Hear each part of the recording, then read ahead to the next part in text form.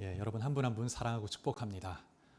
이제 한 해 마지막 달 벌써 둘째 주 이제 한 해가 얼마 남지 않았는데 이 연말을 하나님 은혜 가운데서 또 잘 마무리하고 또 2025년 새해를 하나님의 또 비전으로 새롭게 준비하는 여러분 귀한 시간 되시면 좋겠습니다. 우리 앞뒤 좌우에 계신 분들에게 인사하실 때 사랑하고 축복합니다 이렇게 한번 인사하실까요?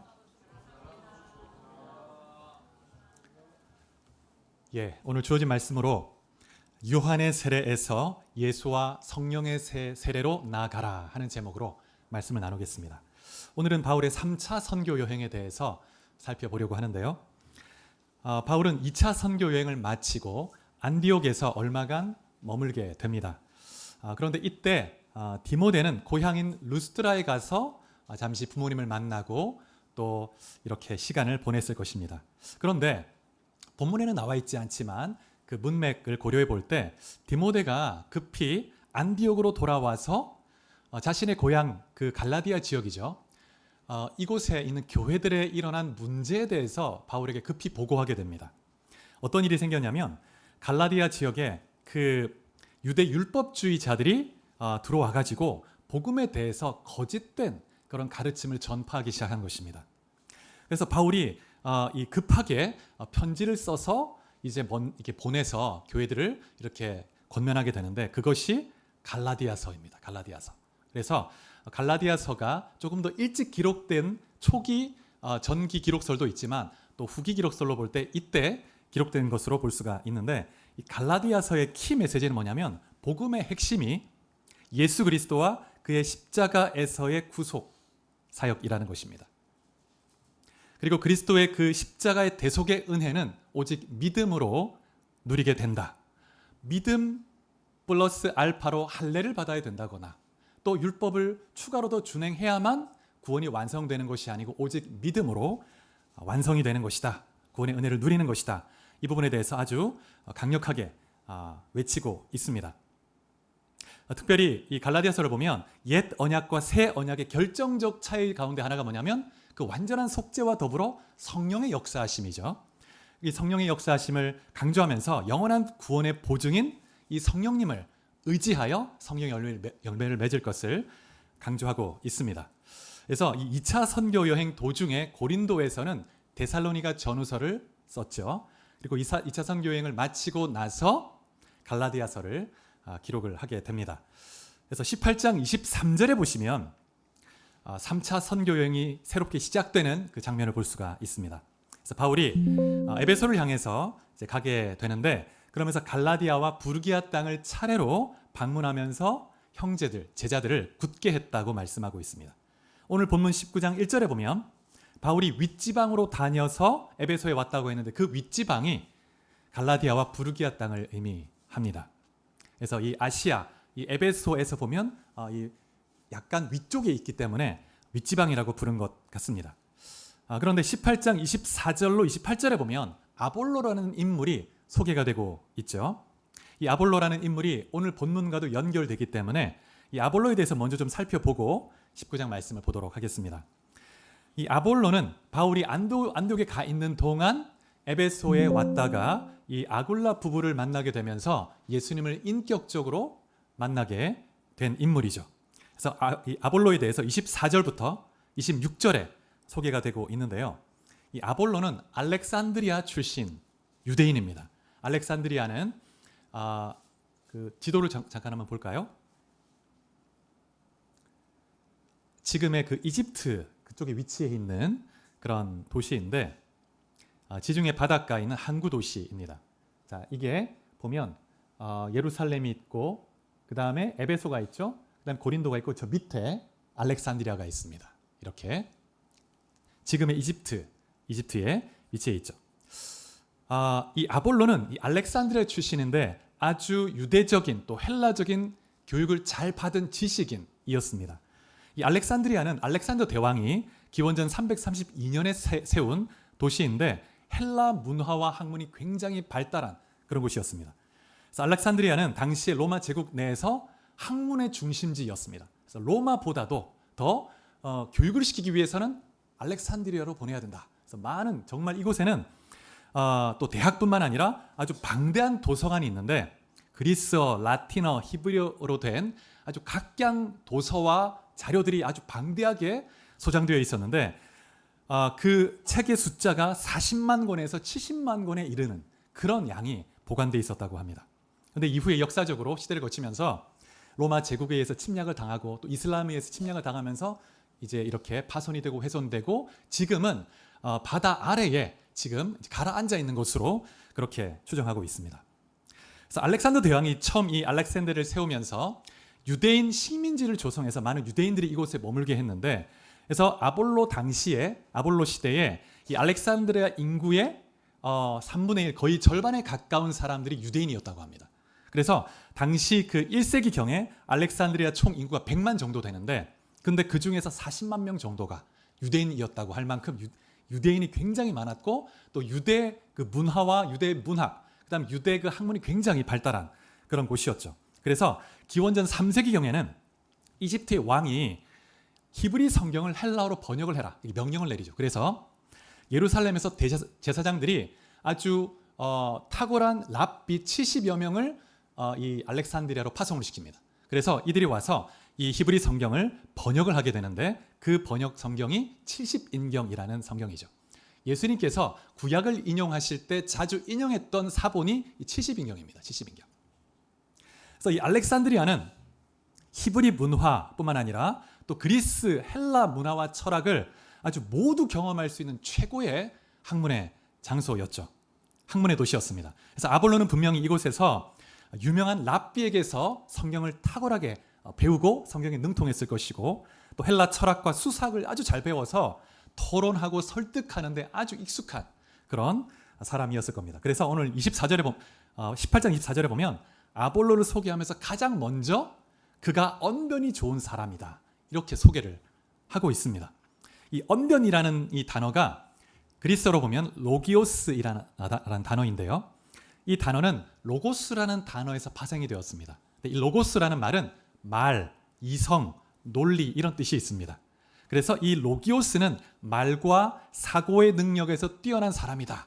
이런 의미가 있습니다. 단순히 말을 잘한다는 의미를 넘어서 그 학문적 지식에서 나오는 어떤 논리적 사고의 능력이 탁월하고 그것을 조리 있게 잘 표현할 줄 아는 그런 사람을 의미하죠. 그래서 고대 헬라 문화에서는 이 로기오스라는 이 단어가 지식인이나 학자로 인정되는 사람들에게 이 단어가 쓰였습니다. 로기오스. 저 사람은 학자다, 학자.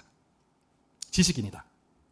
그래서 이 아볼로는 자신의 생각을 명확하고 아주 자세하게 논리적으로 체계적으로 잘 설명할 줄 알기 때문에 청중을 지적으로 감정적으로 잘 휘어잡는 그런 탁월한 가르치는 능력이 있는 사람이었죠. 또 아볼로는 성경에 능통한 자다 이렇게 말하고 있습니다. 능통하다는 것은 능력이 있다는 뜻인데 성경을 가르치고 전파하는 데 아주 강력한 그런 역동적인 그런 힘이 있다는 것입니다. 그래서 아볼로는 성경을 단순히 아는 정도가 아니고 체계적으로 잘 설명하고 가르칠 수 있는 그런 지적인 능력이 있는 그런 사람이었습니다. 그래서 이 아볼로가 좀 비슷한 또 다른 인물이 있을까 생각해 봤을 때 구약의 에스라와 같은 에스라는 학자라고 소개하고 있죠. 성경에 아주 능통한 제사장 출신이었죠. 그런 인물에 견줄 만한 그런 사람이었습니다. 그리고 25절에 보면 또 아볼로의 또 하나 특징이 있는데 열심이 많았습니다. 열심으로 예수에 대한 것을 증거했다 이렇게 말합니다. 근데 열심이란 이 단어는 물이 끓는 것 같은 그런 열정이 넘친다는 뜻입니다. 아주 불같은 끓는 열정이 있는 거예요. 그래서 이 아볼로가 열정을 가지고 불같은 열정으로 예수님에 대해서도 증거하고 가르쳤다고 말하고 있습니다. 여러분 이 아볼로에게서 참 우리가 배울 것이 많이 있죠. 여러분에게 이러한 열정이 또 말씀에 대한 사모함이 있기를 축복합니다. 그런데 25절에 보면 그에게 한 가지 참 결점이 있는 너무 치명적인 결점인데 요한의 세례만 알았다는 거예요. 예수님도 알고 가르치긴 했지만 요한의 세례만 알았고 세례 요한이 가르쳤던 가르침을 주로 가르쳤습니다. 그래서 아볼로가 하나님의 일꾼으로 너무나 잘 갖추어진 사람이었는데 너무나 결정적으로 치명적인 너무나 중요한 그 요소들이 결핍된 상태였습니다. 자, 그러면 이 아볼로가 그렇게 끓는 열정으로 회당에 가서 뭘 가르쳤을까? 그 핵심 메시지가 무엇이었는지 생각해 보면 아마 세 가지 정도로 요약을 할 수 있는데 첫 번째는 회개의 세례를 가르쳤을 겁니다. 이 세례 요한은 회개의 세례를 전파했죠. 세례 요한이 광야에서 이렇게 외쳤습니다. 회개해라. 천국이 가까이 왔느니라. 회개해야 된다. 그래서 하나님께 돌아오라고 외쳤는데 하나님의 심판이 다가오고 있음을 경고하면서 회개의 필요성을 아주 촉구했습니다. 하나님의 나라가 곧 이제 도래했는데 회개하지 않으면 이 나라에 들어갈 수가 없다. 돌이켜라. 죄를 인정하고 회개해야 한다. 그리고 세례를 받는 것은 그 회개의 시작인 것입니다. 그런 회개 세례를 가르쳤고 두 번째 변화된 삶을 가르쳤을 겁니다. 그래서 이 세례 요한은 말로만 회개를 외치지 않았죠. 그 자신이 아주 금욕적 삶을 살았고 삶으로 구별된 삶을 아주 열심히 살았습니다. 아주 검소하게. 그리고 유대인의 그 공동체 중에서 가장 엄격한 그 공동체 안에서 말씀을 배우면서 금욕적 생활을 하면서 살았던 인물이죠. 그래서 광야에서 살았습니다. 백성들이 그 말씀을 듣기 위해서 광야까지 나와서 그 말씀을 듣고 회개하고 세례받고 그렇게 했던 사람이죠. 그래서 이 세례요한의 가르침대로 아볼로도 이 회개에 있어서 삶의 변화를 강조하면서 회개에 합당한 열매를 맺어야 한다. 그리고 그 진정한 회개가 삶을 통해 드러나야 한다. 외쳤던 것이죠. 그래서 단순히 죄를 고백하는 것에 머물지 말고 행동과 삶의 변화를 가져와야 합니다. 이런 외침을 했을 겁니다. 그리고 세 번째는 나사렛 예수가 구약에서 예언한 바로 그 메시아다라는 것을 외쳤을 거예요. 분명히 예수님에 대해서 많은 걸 가르쳤다고 했는데 세례 요한의 그 가르침을 받아들였다면 세례 요한이 예수님이 그 메시아라고 외쳤기 때문에 분명히 예수님을 메시아로 인정하기는 했을 겁니다. 세례 요한이 요한복음 3장 28절에 보면 나는 그리스도가 아니다. 내 뒤에 오시는 그분이 그리스도다. 이렇게 가르쳤거든요.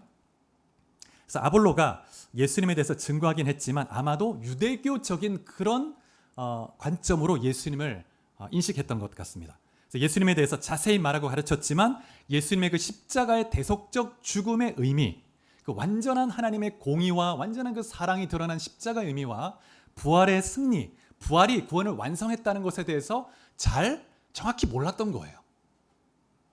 그래서 예수 그리스도의 이름으로 세례를 받는 것이 어떤 의미인지, 또 성령의 세례, 성령의 임하심이 이 새 언약에 그리스도를 통한 새 언약 안에서 어떤 의미가 있는지 잘 몰랐습니다. 그래서 성령 안에서 영적 삶을 살아가는 삶을 잘 몰랐던 것이죠. 그래서 18장 26절에 보면 이 아굴라 부부가 가만히 들어보다가 보니까 아볼로의 가르침이 탁월한데 2% 부족한, 너무나 그 결정적 2%가 부족한 걸 보게 되죠. 그래서 조용히 데려다가 하나님의 도를 더 정확하게 풀어주었다고 말씀하고 있습니다. 그래서 자세하게, 정확하게라는 말은 자세하게 체계적으로 풀어주었다는 거예요. 그래서 아마도 이 부부가 아볼로를 자신들의 거처로 초대했을 겁니다. 초대해서 자신들의 삶에 어떻게 예수님을 만나게 된, 나도 유대인이었다.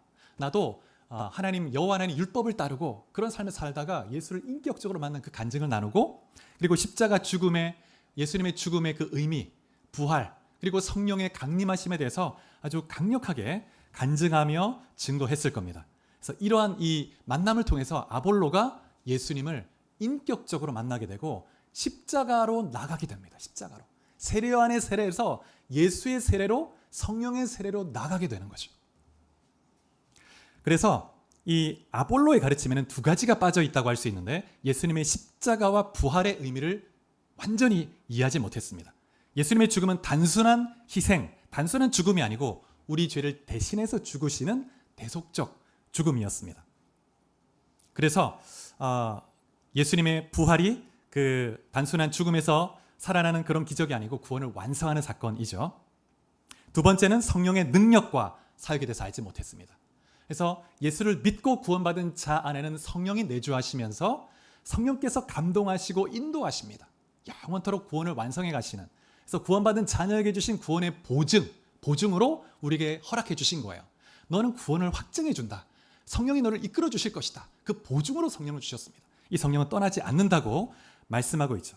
성령 안에서 사는 삶에 대해서 알지를 못했습니다. 그래서 아볼로가 열심히 말씀을 가르치고 메시아이신 그리스도를 증거하긴 했지만 그때까지 이 아볼로는 열심 많은 종교인의 삶을 살았던 거예요. 그런데 이 아굴라 부부를 통해서 완전히 변화가 된 것입니다. 그래서 안 그래도 열정이 많은 끓는 그 불같은 그런 열정 있는 사람이었는데 주님을 인격적으로 만나고 십자가에서 드러난 하나님의 완전한 공의와 그 완전한 사랑을 깨닫게 되면서 감격이 넘치게 됩니다. 그래서 견딜 수 없는 거예요. 이걸 외쳐야 되겠다. 안 그래도 열심히 많은 사람인데 내가 이곳에 있을 수가 없다. 어디든지 가야 되겠다. 그래서 이 아굴라 부부에게 고린도 교회가 세워졌다는 얘기를 듣고 그럼 제가 그곳에 가보겠습니다. 그래서 헌신해서 고린도로 가게 되죠. 그래서 이 아굴라 부부가 그곳 이 고린도 교회 설립 멤버였기 때문에 추천서를 써주죠. 그래서 그 추천서를 가지고 이제 고린도로 가게 되는데 이 아볼로는 고린도 교회에 딱 맞는 잘 준비된 사역자였다고 할 수가 있습니다. 자, 우리 사진 한번 볼까요? 자, 이게 이제 3차 선교 여행의 이제 루트가 됩니다. 이렇게. 자, 그다음 이게 뭐냐면 지금 그 고린도 지금 이제 고린도에 그 이제 고린도 교회 유적이 있는데 그곳에 앞에 붙어 있는 그 이제 비석 같은 건데 여기에 보면 그 1대 담임 목사부터 그 명단이 쭉 나와 있습니다. 사도 바울, 두 번째 아볼로 이렇게 나와 있어요. 명단이 쫙 나와 있습니다. 그래서 아볼로가 2대 담임 목사로 이 고린도를 섬기게 돼요. 그래서 27절에 보니까 이 아볼로가 고린도에서 은혜로 말미암아 많은 믿는 자에게 유익을 주었다 이렇게 말하고 있습니다. 은혜로 말미암아. 여러분, 우리의 사역과 섬김, 이 영향력은 우리 능력이나 열심에 달려있지 않습니다. 하나님의 은혜에 달려있다는 걸 믿으시기 바랍니다. 하나님의 은혜가 임할 때 그 은혜가 우리 가운데서 흘러갈 때 그 사역의 열매가 드러나고 능력이 드러나고 영향력이 나타나게 되는 것이죠. 하나님의 은혜에 의지할 때 하나님께서 우리를 통해서 역사하시는 것입니다. 그래서 아볼로가 바울이 뿌린 그 씨앗, 그 밭 위에 물을 주었습니다. 물을 주었고 이제 하나님이 자라게 하시고 성장하게 하시죠. 그래서 고린도전서 3장 6절에 보면 나는 심었고 아볼로는 물을 주었을 때 오직 하나님께서 자라나게 하셨다. 이렇게 말씀하고 있습니다. 여러분, 우리 자신 한번 돌아보면 좋겠습니다. 이 아볼로를 통해서 참 우리가 중요한 원리를 깨닫게 되는데 복음의 핵심을 아는 것, 십자가 복음의 진리를 명확히 인식하는 것, 감격 너무 중요하고 그 다음에 성령의 능력으로 우리가 붙들리는 게 너무 중요합니다. 이게 하나님의 자녀들, 사역자뿐만 아니라 그리스도인의 삶에 너무나 중요한 핵심입니다. 핵심. 이 아볼로가 이 두 가지를 놓치고 있었죠. 내가 놓치고 있는 게 있지 않는가? 정말 내가 십자가 복음을 온전히 붙들고 있고 경험하고 있는가? 그 감격, 그 온전한 하나님의 사랑, 하나님의 온전한 공의가 그 그리스도의 피를 통해서 완전히 공의가 해소되고 공의의 진노가 수그러들고 씻어지고 완전한 그 하나님의 사랑이 내가 경험되고 있는가? 또 성령의 능력 안에 내가 살아가고 있는가? 그래서 종교적 열심으로 살아가는 요한의 세례에 머물고 있지 않는가? 돌아볼 수 있게 바랍니다. 그래서 여러분, 더 깊은 신앙, 온전한 신앙으로 참된 복음의 삶으로 나갈 수 있기를 주의 이름으로 축복합니다. 근데 아볼로에게 일어난 이 일이 오늘 본문에 보면 에베소에 있는 다른 요한의 제자들에게도 나타났습니다. 19장 2절에 보니까 바울이 그들에게 너희가 믿을 때 성령을 받았느냐? 성령을 받았느냐? 이렇게 물으니까 우리는 성령이 계심도 알지 못했다 이렇게 말합니다. 그러면서 오직 우리는 요한의 세례만 알고 있다. 요한의 세례만 받은 거예요. 그래서 삶의 그 회개 열매를 맺으면서 하나님 뜻대로 살려고 나름 애를 써왔던 겁니다. 그것도 중요한데 본질은 그게 아닌 거예요. 그거를 근거로 해서 하나님 앞에 구원으로 나가는 게 아니라 구원받은 자의 열매로 따라와 이게 바뀐 거죠. 그래서 바울이 그들에게 예수님을 증거했고 예수의 이름으로 그들이 세례를 받게 됩니다. 그리고 그들이 이제 예수를 믿고 세례를 받고 난 이후에 성령이 오순절 마가의 다락방 때처럼 성령이 임하게 됩니다. 다른 나라의 언어로 방언으로 기도하기 시작하고 예언하면서 하나님을 높이기 시작했습니다. 그래서 오순절에 마가의 다락방에 있었던 똑같은 일이 지금 에베소의 이방인 그리스도인들 가운데 나타나게 된 것입니다. 근데 성경에 보니까 7절에 모두 12명쯤이 되었다. 이 사람들이 말하고 있습니다. 이 12명이라는 숫자를 굳이 밝히고 있는 이유가 있는 것 같습니다.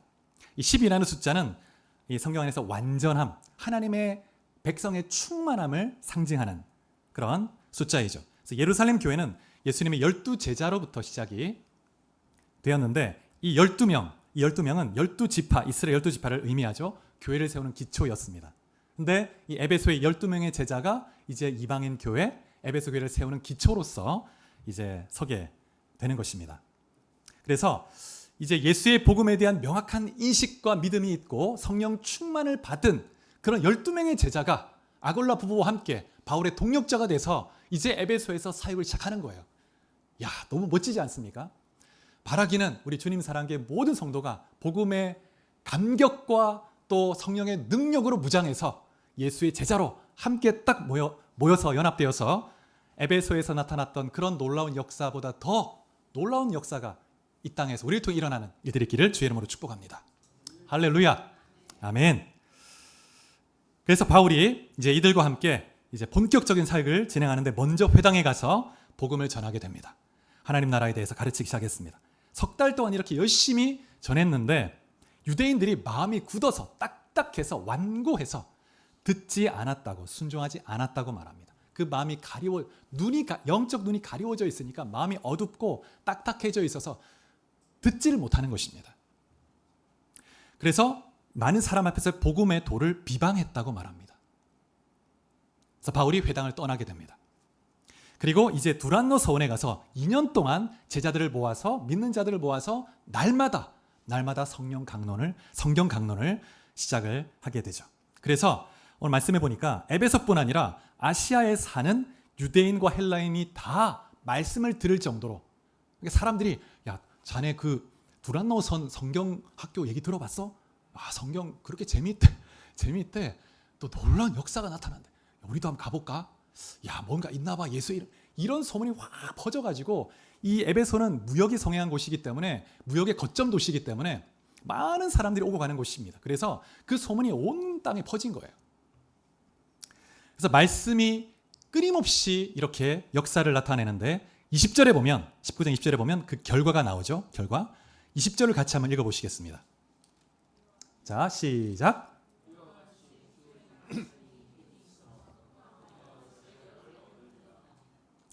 예. 그래서 날마다 2년 동안 열심히 말씀을 가르친 그 결과가 20절입니다. 20절. 그래서 흥왕하다 하는 이 말은 자라간다는 뜻입니다. 말씀이 능력이 있어서 자라간다는 거예요. 그 영향력을 확대해가고 그 사람들의 외적인 내적인 삶을 변화시키면서 하나님 나라를 이 외적으로도, 인간의 내면으로도 사회적으로 퍼져간다는 거예요. 그러면서 이 말씀을 통한 실질적 변화의 그 예가 그 사이에 들어가 있습니다. 11절부터 19절에 보면 이 샌드위치 구조라고 하는데요. 9절 10절에 보면 바울이 날마다 성경을 강론했다는 내용이 있고, 그 다음에 20절에 이 말씀이 능력 있게 퍼져나갔다. 그 사이에 말씀의 영향력, 말씀으로 인한 열매가 나타나 있는 것입니다. 11절 12절에 보니까 놀라운 역사가 나타납니다. 신비한 역사죠. 하나님이 바울의 손으로 놀라운 능력을 행하게 하셨는데 어떤 일이 일어나냐면, 바울이 그 몸에 소장하고 다니던 그 손수건, 앞치마가 있을 때 사람들이 바울이 신령하다 생각하니까 그 바울의 몸에 있던 손수건을 가져갑니다. 앞치마를 가져가서 병자에게 얹어 놓으면 병이 낫는 거예요. 병이.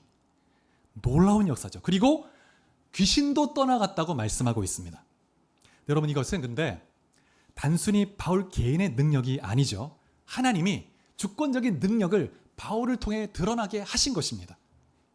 그리고 하나님이 이렇게 하신 이유는 복음의 진리가 확실한 생명임을 증거하기 위해서 표적으로 드러내주신 거예요.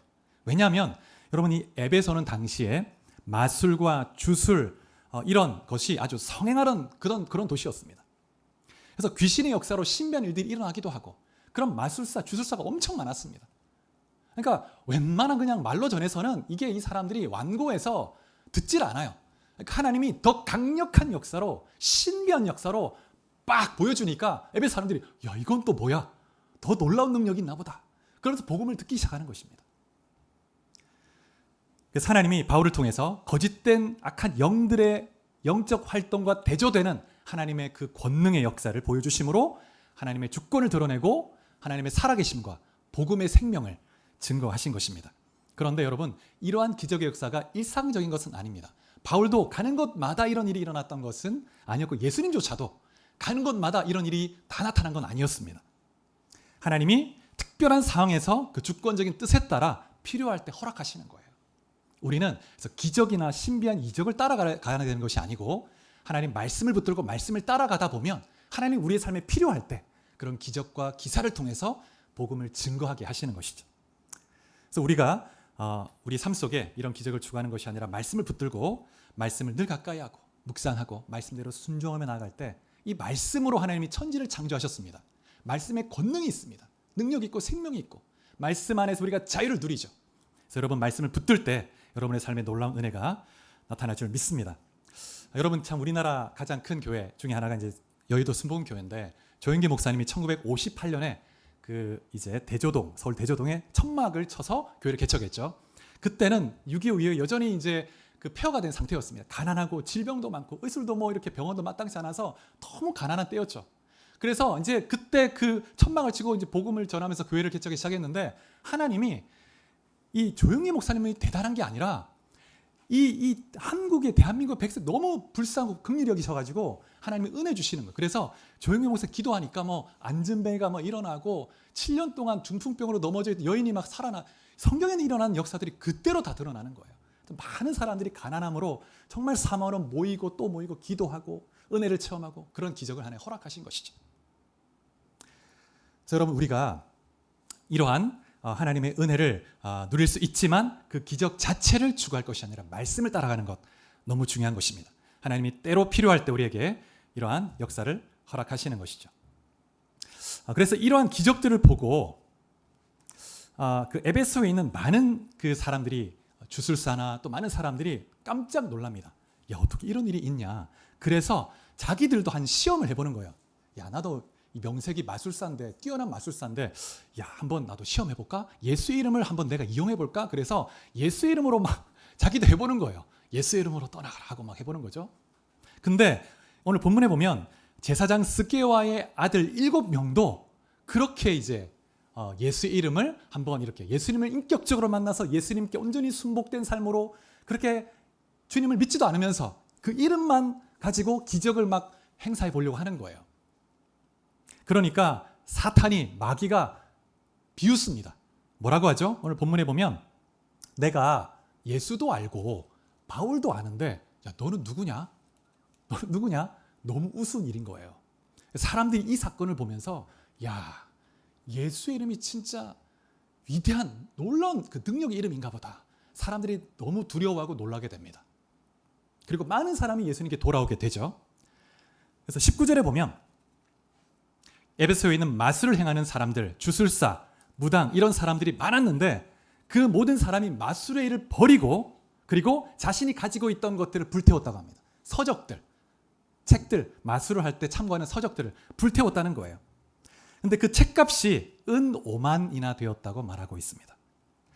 오늘 본문에는 그 정확히 이제 명시하진 않았지만 아마도 당시에 통용되는 화폐 드라크마, 은 5만 드라크마를 의미하는 것으로 보입니다. 이 드라크마는 데나리온처럼 하루 품삯에 해당되는 금액입니다. 그래서 하루 품삯을 10만 원으로 쳤을 때 5만 드라크마면 50억 정도 되나요? 50억 정도가 되는데 이 책들을 다 불태운 거예요. 책이 막 산더미처럼 쌓여 있겠죠. 마술사들이 다 당시에는 이 책값이 귀했기 때문에 책을 쉽게 다 소장할 수 있는 때가 아닙니다.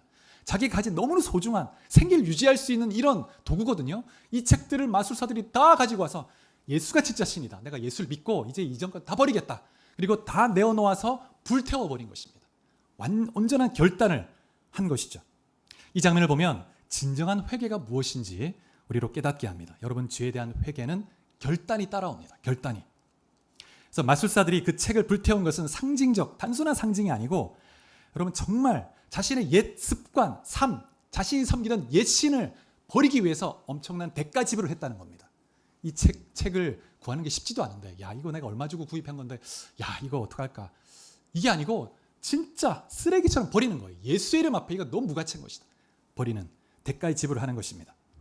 진정한 회개는 단순한 후회나 감정적 반응이 아니고 죄를 버리고 하나님께로 돌아서는 적극적인 결단입니다. 때로 대가의 지불이 필요할 수도 있습니다.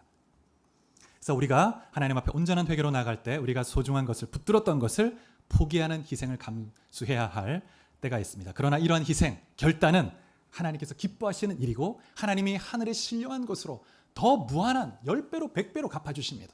두려워할 필요가 없죠. 그래서 여러분 오늘 우리의 삶에 주님을 믿고 회개하며 주님을 따른다고 하지만 여전히 옛 삶을 버리지 못하고 내 안에 남아있는 부분이 있다면 결단하고 대가의 지불이 필요하고 때로 이게 너무 쉽지 않아서 희생이 필요한 일이랄지라도 내가 끊어버리고 버리고 주님 앞에 나간다면 하나님께서 놀라운 은혜로 여러분 붙들어 주실 것입니다. 여러분 한 분이 말씀 안에서 결단하고 예수의 제자로 하나님 나라 확장하는 귀한 믿음의 사람으로 서길 바랍니다. 말씀을 맺겠습니다. 오늘 말씀은 우리에게 세 가지 질문을 던지게 하는데요. 첫 번째, 나는 종교적 열심으로 살아가는 세례 요한의 제자인가? 아니면 십자가를 통해 드러나는 하나님의 공의와 완전한 사랑을 알고 부활의 능력으로 살아가는 예수의 제자인가? 여러분 십자가, 부활을 깊이 묵상해 보시기 바랍니다. 지금 우리가 수요예배 때 십자가 시리즈 설교를 하고 있거든요. 여러분 또 시간이 되시면 또 많이 참여하셔서 이 십자가 시리즈가 너무 중요합니다. 십자가 복음.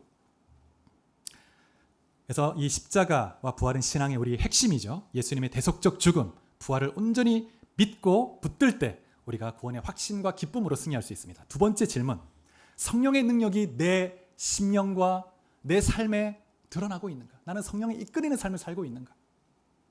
성령의 능력이 없이는 우리가 생명력 있는 삶을 살 수가 없습니다. 그래서 매일 성령 충만을 위해서 기도하고, 그래서 에베소서 5장 18절에 보면 너희가 성령의 충만을 받으라 라고 했는데 계속해서 성령의 충만을 유지하라는 것입니다. 유지하라는 것입니다. 구원의 은혜는 하나님이 값없이 주시는 무조건적인 은혜이고 선물입니다. 성령의 충만함을 유지하는 것은 대가의 지불이 필요한 것입니다. 우리가 순종하고 기도하고 결단하며 나아갈 때 성령님 우리 가운데 더 충만히 역사하실 수 있는 거예요. 구원과 성화에 구별되는 문제입니다. 여러분 한 분 한 분이 말씀과 성령의 능력 안에서 승리할 수 있길 바랍니다. 세 번째, 에베소의 마술사처럼 내 삶에서 내려놓아야 할, 끊어버려야 할 죄, 옛 습관, 그러한 것들이 내 안에 남아있지 않는가? 여러분 그것을 결단하며 끊어버리시기 바랍니다. 주님이 역사하실 것입니다. 그래서 여러분 한 분 한 분이 정말 믿음으로 주 앞에 나아갈 때 하나님께서 여러분을 주의 도구로 쓰셔서 아볼로처럼 브리스길라 아굴라 부부처럼 주의 놀라운 도구로 쓰셔서 많은 영혼을 살리고 하나님 나라 확장케 하는 귀한 도구로 쓰실 줄 믿습니다. 같이 한번 기도하시겠습니다. 우리 말씀을 생각하면서